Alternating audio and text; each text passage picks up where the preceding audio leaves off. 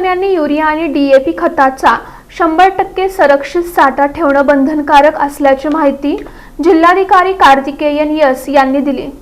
जिल्हाधिकारी कार्यालयाच्या सभागृहात आयोजित जिल्हास्तरीय कृषी निविष्ठा संनियंत्रण समिती आढावा बैठकीत जिल्हाधिकारी कार्तिकेयन बोलत होते। यावेळी जिल्हा अधीक्षक कृषी अधिकारी शुक्राचार्य भोसले, जिल्हा परिषदेचे जिल्हा कृषी विकास अधिकारी हरी हावळे, जिल्हा विपणन अधिकारी मनोज वाजपेयी, इफ्को खत कंपनीचे रवींद्र मोरे, इंडियन पोटॅश कंपनीचे ओंकार रणवरे, नॅशनल फर्टिलायझर कंपनीचे पवनलाल हुकरे, राष्ट्रीय केमिकल्स अँड फर्टिलायझरचे सागर कांबळे यांच्यासह सर्व संबंधित अधिकारी, खत तसंच बियाणे कंपनीचे प्रतिनिधी उपस्थित होते। जिल्हाधिकारी कार्तिकेयन पुढे बोलताना म्हणाले की मागील वर्षाच्या खरीप हंगामात खत कंपन्यांनी बफर स्टॉक फक्त 54% ठेवलेला होता।